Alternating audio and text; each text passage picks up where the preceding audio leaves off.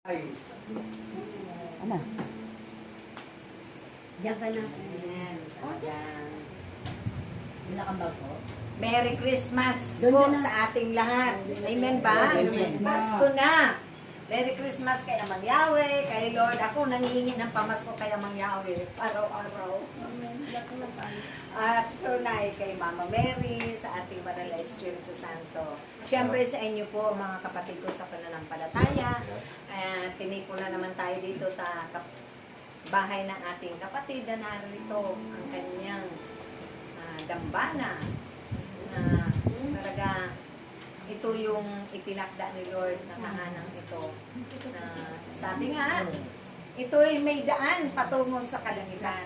Mayroong hagdan dito na itinagay si Amang Yahweh, diba? Sabi naman. Kung may hagdan, siyempre nandyan po ang mga anghel, nandyan si Amang Yahweh. Kaya kakalabitin na lang natin si Amang Yahweh dahil nandyan nananaog siya, maakyat panaog dito katulad ng mga anghel niya. Amen? Nawa, sa panahong iyon, na ito yung pagtitipo natin na itinakda ni Amang Yahweh, pakikipagtipa natin sa Kanya at pagsasaluhan natin muli yung Kanyang mabuting balita, talagang bukas ang Kanyang kalangitan na ibibigay niya ng ating mga kahilingan. Amen ba? Amen. Naniniwala ba tayo doon? Amen. Nananalig ba tayo doon? Amen. Pinagkakatiwalaan ba natin si Amang Yahweh? Amen. Pinananampalatayanan ba natin? Amen. Lakas sa palakpak sa ating Diyos sa buhay. Ganito man ang mga panahon, ulan, araw, pero pinalalakas tayo. Salamat sa kanyang pagpapahalaga at pag-iingat sa atin. Na sa araw na ito, isa ito sa tungkulin natin. Tulad ng tungkulin ng ating Panginoong Jesucristo. Ano ba ang ating mga tungkulin? May binigay sa ating mga tungkulin, yung paglingkuran natin na ating mga kapwa, yung akayin natin sila sa banal na harapan ni Amang Yahweh. Katulad ng ating mga divine therapists na may kapangyarihan ang kanilang mga kamay. Tayo rin na ipapatog lamang natin doon sa mga kapatid natin, kapwa natin na may mga sakit at karamdaman na nananampalataya sa hiwaga at himala ng Diyos na sila'y gagaling. Sa pamamagitan ng gaganapin nating pagpatong na yan, maghihimala ang Diyos. Gagaling ba ang kanilang mga sakit at karamdaman? Siyempre po, dahil siya ang ating dakilang manggagamot, ang ating Panginoon. Ginanap niya ito. 10 ng kanyang mga alagad nung siya'y nabubuhay pa sa mundo. Tayo rin, yan din ang gaganapin natin ng mga tungkulin. Yung ipapanalangin natin ating kapwa na mabago rin, na mapalapit din sa Diyos, manatili din sa piling ng Diyos. Kasi tayo noon, ganun din sa ating lumang buhay. Ipinapanalangin tayo ng mga elders, o diba po, na ito rin ang gagampanin natin sa ating buhay bilang pinili, hinirang niya at itinalaga sa komunidad natin. Tayo ay nagsusumikap masunod yung kalooban ni Amang Yahweh. Dahil ito yung kalooban niya sa bawat isa sa atin. Tayo din ay magpagaling, mangaral ng kanyang mabuting balita, magpalaganap ito, humayo, maraming gagawin tayo. Pero sa ating pagpapagal na yan, alay lamang natin pagkatiwala natin kay Amang Yahweh at siyang bahala sa lahat ng yan. Dahil dadagdagan niya ang ating kaalaman, karunong pag-aaral tayo ng kanyang salita. Araw-araw magbabasa tayo ng love letter ng ating Panginoon. Makikinig tayo doon sa mga humilya ng pare, sa mga speaker doon, sa mga iba't ibang nagtatalakay ng mabuting balita sa Radio Pilipinas, sa mga El Shaddai, sa ibang mga community, katulad ng mga pare din, mga madre, na nagpapahayag ng mabuting balita para nang sa ganun, tayo'y mapuno ng karunungan at kaalaman. Magpupuno sa atin ay ang Diyos. Siya ang maglalagay niyan dito sa ating puso para maitanim yung mabuting balita at babahagi din natin sa ating kapwa. Amen? Kaya, kung tayong mag-alala, sabi nga ni Lord, ng ating Panginoon, tumayo lang kayo. Isa man o dalawang nagkakatipon, ako'y naroroon sa kalagitnaan. Tumayo ka lang, anak.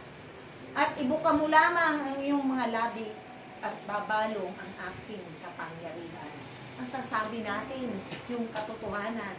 Lagi nating pinapatutuo na nagagawa na natin po ito sa tulong ng Banal na Espiritu Santo. Dahil kung wala ang Banal na Espiritu Santo, ang kanyang gabay, eh hindi natin ito magagawa na tumayo at magpahayag ng mabuting balita.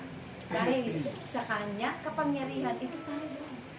Nagaganap natin ito sa ating mga buhay. Na pagsumikapan natin, ganapin ito ayon sa kalooban ng Diyos.